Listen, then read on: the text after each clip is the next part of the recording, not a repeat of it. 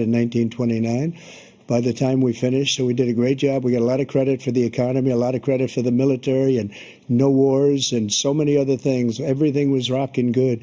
But the thing we never got the credit for, and we should have, is getting us out of that COVID mess.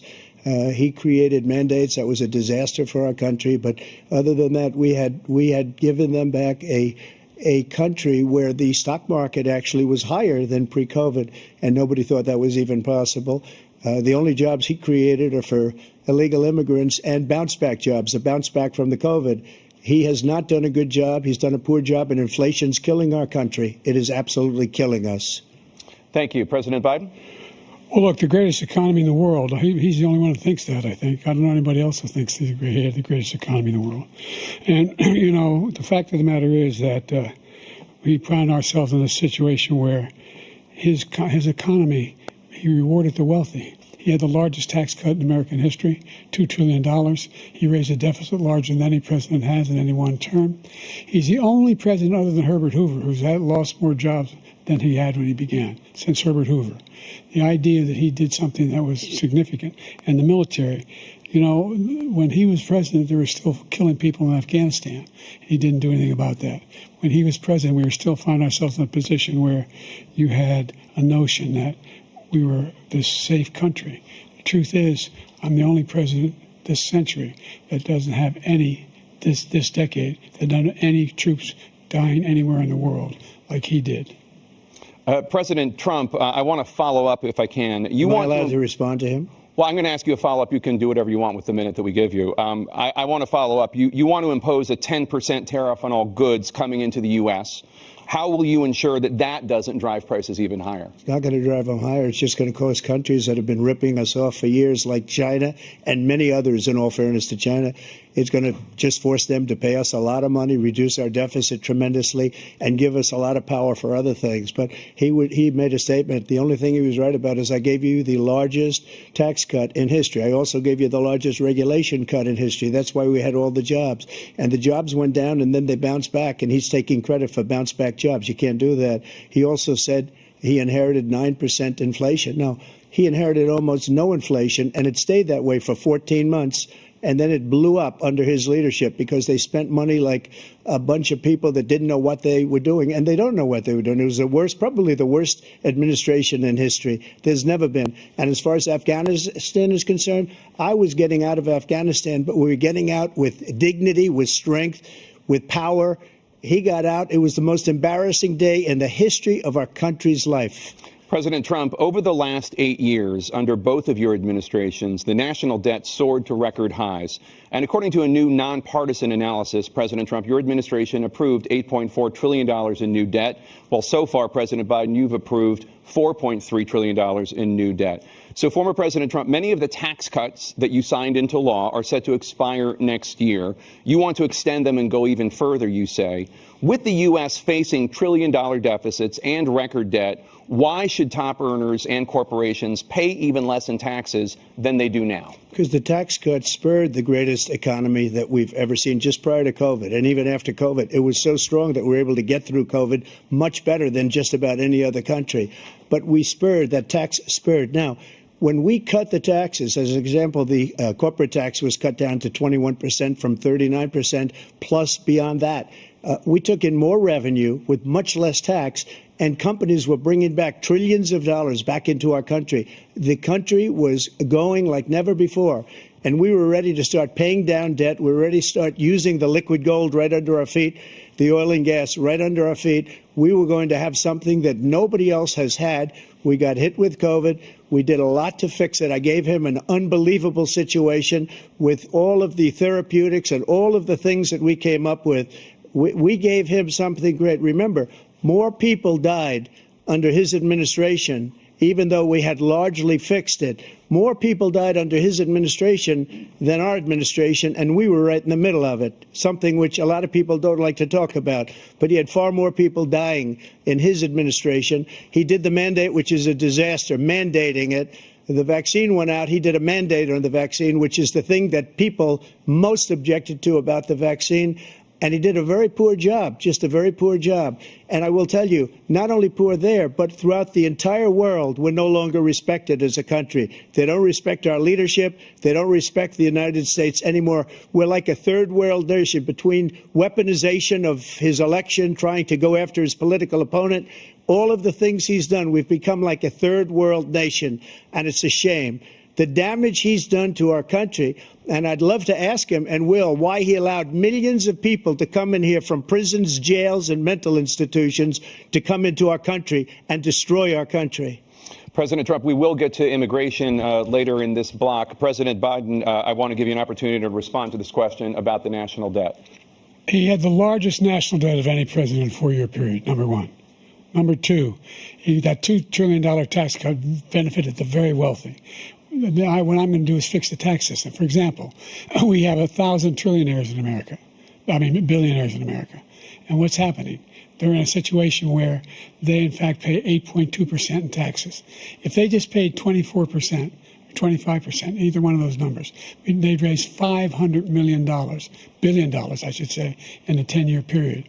We'd be able to wipe out his debt. We'd be able to help make sure that all those things we need to do, child care, elder care, making sure that we continue to strengthen our health care system, making sure that we're able to make every single solitary person eligible for what I've been able to do with the with the COVID, with dealing with everything we have to do with, look, if we finally beat Medicare.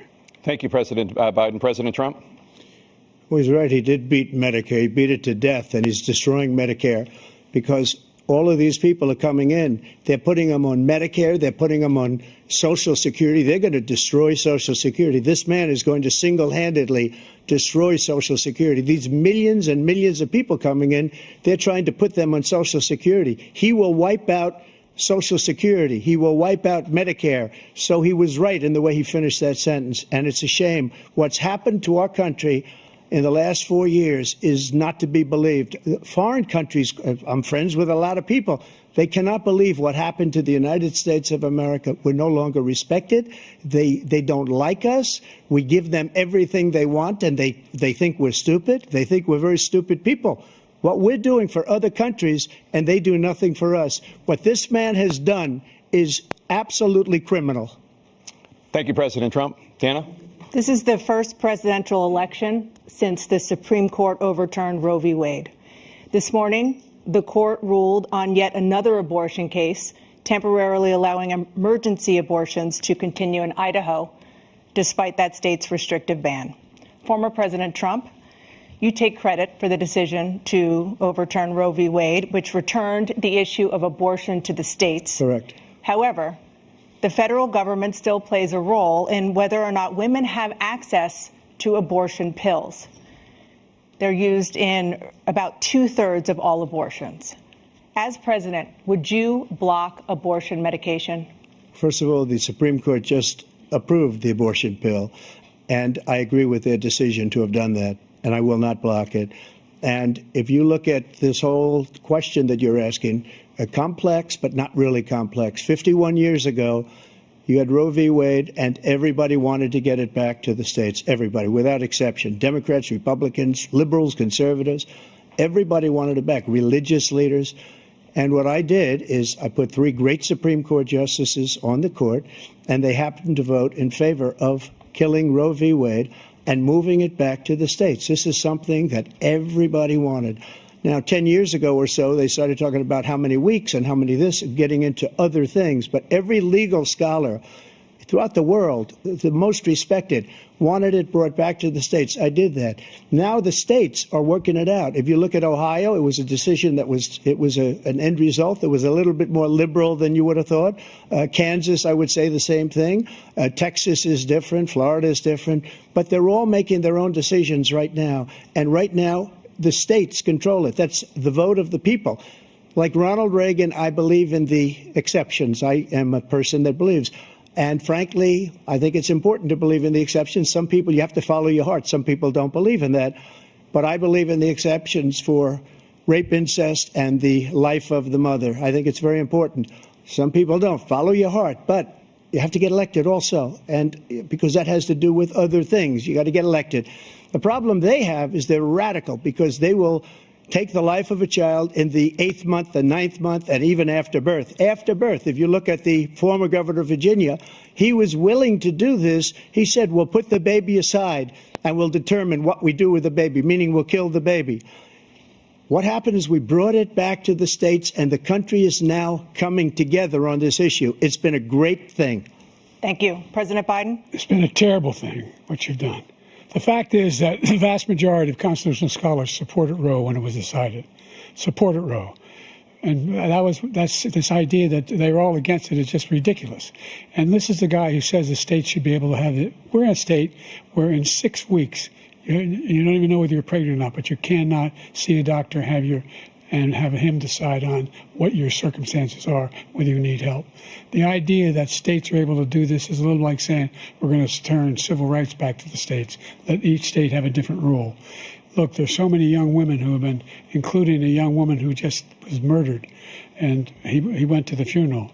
The idea that she was murdered by an immigrant coming in, they talk about that. But here's the deal: there's a lot of young women are being raped by their in-laws, by their spouses, brothers and sisters, it's just ridiculous, and they can do nothing about it. And they try to arrest them when they cross state lines. Thank you.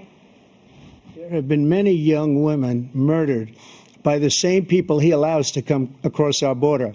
We have a border that's the most dangerous place anywhere in the world, considered the most dangerous place anywhere in the world. And he opened it up, and these killers are coming into our country, and they are raping and killing women. And it's a terrible thing. As far as the abortion is concerned, it is now back with the states. The states are voting. In many cases, it's frankly a very liberal decision. In many cases, it's the opposite. But they're voting, and it's bringing it back to the vote of the people, which is what everybody wanted, including the founders, if they knew about this issue, which, frankly, they didn't. But they would have, everybody wanted brought back. Ronald Reagan wanted it brought back. He wasn't able to get it. Everybody wanted it brought back, and many presidents had tried to get it back. I was the one to do it. And again, this gives it the vote of the people, and that's where they wanted it. Every legal scholar wanted it that way. Staying on the topic of abortion, President Biden, 7 states, I'll let you do that. This is the same topic. 7 states have no legal restrictions on how far into a pregnancy a woman can obtain an abortion. Do you support any legal limits on how late a woman should be able to terminate a pregnancy? I supported Roe v. Wade, which had 3 trimesters. The first time is between the woman and the doctor. Second time is between the doctor and an extreme situation. The third time is between the doctor, between the woman and the state. The idea that the politicians, that the founders wanted the politicians to be the ones making decisions about women's health is ridiculous. That's the last. No politician should be making that decision.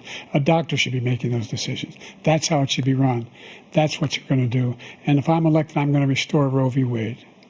So that means he can take the life of the baby in the 9th month and even after birth, because some states, Democrat run, take it after birth. Again, the former governor of Virginia, put the baby down, then we decide what to do with it. So he's willing to, as we say, rip the baby out of the womb in the 9th month and kill the baby.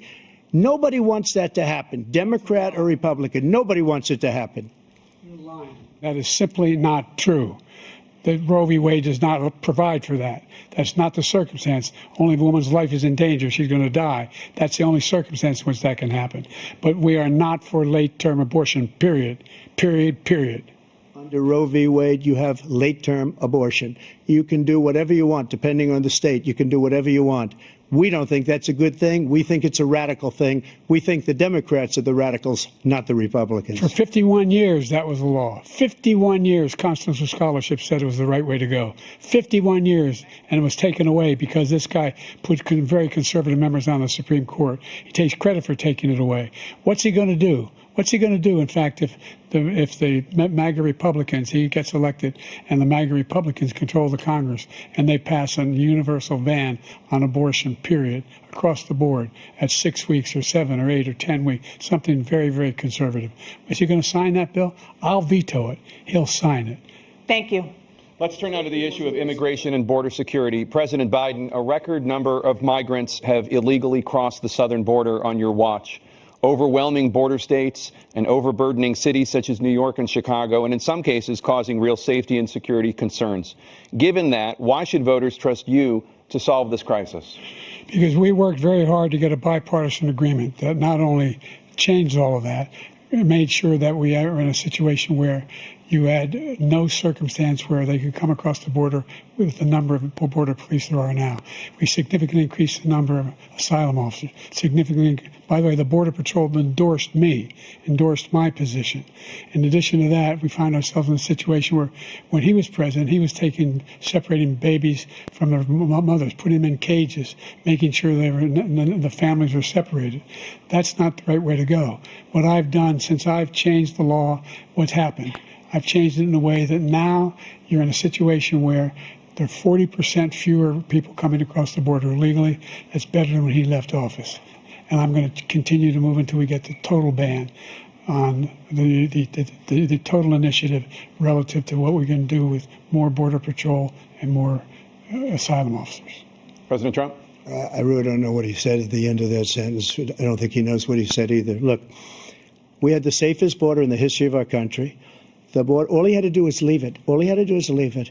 He decided to open up our border, open up our country to people that are from prisons, people that are from mental institutions, insane asylum, terrorists. We have the largest number of terrorists coming into our country right now, all terrorists, all over the world, not just in South America, all over the world. They come from the Middle East, everywhere. All over the world, they're pouring in.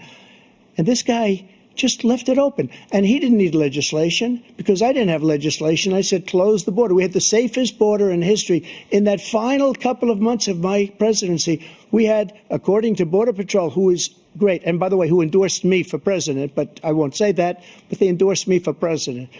Brandon, just speak to him. But look, we had the safest border in history. Now we have the worst border in history. There's never been anything like it. And people are dying all over the place, including the people that are coming up in caravans. Thank you, President Trump. President Biden? The only terrorist who's done anything crossing the border is one who came along and killed three, under his administration, killed an al-Qaeda person coming in his administration, killed three American soldiers. That's the only terrorist that's there. I'm not saying that no terrorist ever got through, but the idea they're emptying their prisons, we're welcoming these people, that's simply not true. There's no data to support what he said. Once again, he's exaggerating, he's lying. President Trump, staying on the topic of immigration, you've said that you're going to carry out, quote, the largest domestic deportation operation in American history, unquote. Does that mean that you will deport every undocumented immigrant in America, including those who have jobs, including those whose spouses are citizens, and including those who have lived here for decades? And if so, how will you do it? Just 1 second. He said we killed three people. The people we killed are al-Baghdadi and Soleimani, the two greatest terrorists, biggest terrorists anywhere in the world. And it had a huge impact on everything, not just border, on everything. He's the one that killed people with the bad water, including hundreds of thousands of people dying and also killing our citizens when they come in. We are living right now in a rat's nest. They're killing our people in New York, in California, in every state in the union, because we don't have borders anymore. Every state is now a border. And because of his ridiculous, insane, and very stupid policies, people are coming in and they're killing our citizens at a level that we've never seen. We call it migrant crime. I call it Biden migrant crime. They're killing our citizens at a level that we've never seen before. And you're reading it like these three incredible young girls over the last few days. One of them, I just spoke to the mother, and they just had the funeral for this girl, 12 years old. This is horrible what's taken place. What's taken place in our country, we're literally an uncivilized country now. He doesn't want it to be. He just doesn't know. He opened the borders. Nobody's ever seen anything like. And we have to get a lot of these people out, and we have to get them out fast because they're going to destroy our country. Just take a look at where they're living. They're living in luxury hotels in New York City and other places. Our veterans are on the street. They're dying because he doesn't care about our veterans. He doesn't care. He doesn't like the military at all. And he doesn't care about our veterans. Nobody been worse. I had the highest approval rating for veterans taking care of the VA He has the worst. He's gotten rid of all the things that I approved, choice that I got through Congress, all of the different things I approved, they abandoned. We had by far the highest, and now it's down in less than half because he's done all these great things that we did. And I think he did it just because I approved it, which is crazy. But he has killed so many people at our border by allowing all of these people to come in. And it's a very sad day in America. President Biden, you have the mic. Every single thing he said is a lie. Every single one. For example, veterans are a hell of a lot better off since I passed the PACT Act. 1 million of them now have insurance, and their families have it. Their families have it because what happened, whether it was Agent Orange or burn pits, they're all being covered now. And his group opposed that. We're also in a situation where we have great respect for veterans. My son spent a year in Iraq, living right next to one of those burn pits, came back with stage 4 glioblastoma. I was recently in France for D-Day, and I spoke all about those heroes that died. I went to the World War I cemetery he refused to go to.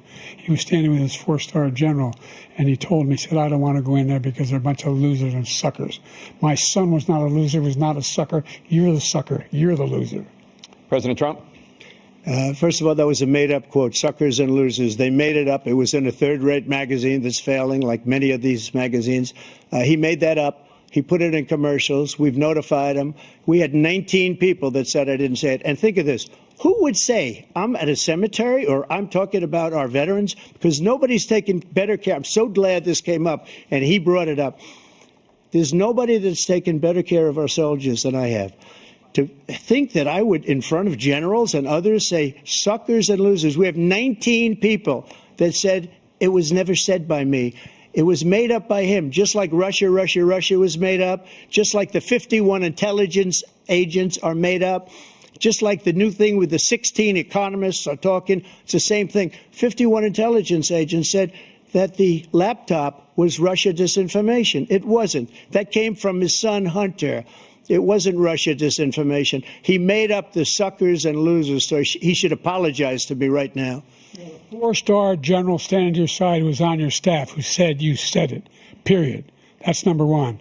And number two, the idea that I have to apologize to you for anything along the line. We've done more for veterans than any president has in American history. And they now are in their family. The only sacred obligation we have as a country is to care for our veterans when they come home and their families and equip them when they go to war. That's what we're doing. That's what the VA is doing now. They're doing more for veterans than ever before in our history. All right. Thank you so much. Let's move to the topic of foreign policy. I want to begin with Russia's war against Ukraine, which is now in its third year. Former President Trump, Russian President Vladimir Putin says he'll only end this war if Russia keeps the Ukrainian territory it has already claimed and Ukraine abandons its bid to join NATO. Are Putin's terms acceptable to you? First of all, our veterans and our soldiers can't stand this guy. They can't stand him. They think he's the worst commander-in-chief, if that's what you call him, that we've ever had. They can't stand him. So let's get that straight. And they like me more than just about any of them. And that's based on every single bit of information. As far as Russia and Ukraine, if we had a real president, a president that knew, that was respected by Putin, he would have never invaded Ukraine. A lot of people are dead right now, much more than people know. You know, they talk about numbers. You can double those numbers, maybe triple those numbers. He did nothing to stop it. In fact, I think he encouraged Russia from going in. I'll tell you what happened. He was so bad with Afghanistan. It was such a horrible embarrassment, most embarrassing moment in the history of our country, that when Putin watched that and he saw the incompetence, that he should have fired those generals, like I fired the one that you mentioned. And so he's got no love lost, but he should have fired those generals. No general got fired for the most embarrassing moment in the history of our country, Afghanistan, where we left billions of dollars of equipment behind. We lost 13 beautiful soldiers, and 38 soldiers were obliterated. And by the way, we left people behind, too. We left American citizens behind. When Putin saw that, he said, you know what? I think we're going to go in and maybe take this was his dream. I talked to him about it, his dream. The difference is he never would have invaded Ukraine, never. Just like Israel would have never been invaded in a million years by Hamas. You know why? Because Iran was broke with me. I wouldn't let anybody do business with them. They ran out of money. They were broke. They had no money for Hamas. They had no money for anything, no money for terror. That's why you had no terror at all during my administration. This place, the whole world is blowing up under him. President Biden? I've never heard so much malarkey in my whole life. Look, the fact of the matter is that we're in a situation where, let's take the last point first. Iran attacked American troops, caused brain damage for a number of these troops, and he did nothing about it. Recently, not when he was president, they attacked. He said they're just having headaches. That's all it is. He didn't do a thing when the attack took place, number one. Number 2, we got over 100,000 Americans and others out of Afghanistan during that airlift. Number 3, we found ourselves in a situation where, if you take a look at what Trump did in Ukraine, this guy told Trump, do whatever you want, and do whatever you want. And that's exactly what Trump did to Putin, encourage him, do whatever you want. And he went in. And listen to what he said when he went in. He was going to take Kyiv in 5 days, remember? Because it's part of the old Soviet Union. That's what he wanted to reestablish, Kyiv. And he, in fact, didn't do it at all. He wasn't able to get it done. And they've lost thousands and thousands of troops, 500,000 troops. President Trump, I never said that. For 1 minute, I just want to go back to my original question, which is, are Putin's terms acceptable to you? Keeping the territory in Ukraine? Acceptable. No, they're not acceptable. But look, this is a war that never should have started. If we had a leader in this war, he led everybody along. He's given $200 billion now or more to Ukraine. He's given $200 billion. That's a lot of money. I don't think there's ever been anything like it. Every time that Zelensky comes to this country, he walks away with $60 billion. He's the greatest salesman ever. And I'm not knocking him. I'm not knocking anything. I'm only saying the money that we're spending on this war, and we shouldn't be spending, it should have never happened. I will have that war settled between Putin and Zelensky as president-elect before I take office on January 20th. I'll have that war settled. People being killed so needlessly, so stupidly, and I will get it settled, and I'll get it settled fast before I take office. President Biden, you have a minute. The fact is that Putin is a war criminal. He's killed thousands and thousands of people. And he has made one thing clear. He wants to reestablish what was part of the Soviet Empire, not just a piece. He wants all of Ukraine. That's what he wants. And then you think he'll stop there? Do you think he'll stop when if he takes Ukraine? What do you think happens to Poland? What do you think of Belarus? What do you think happens to those NATO countries?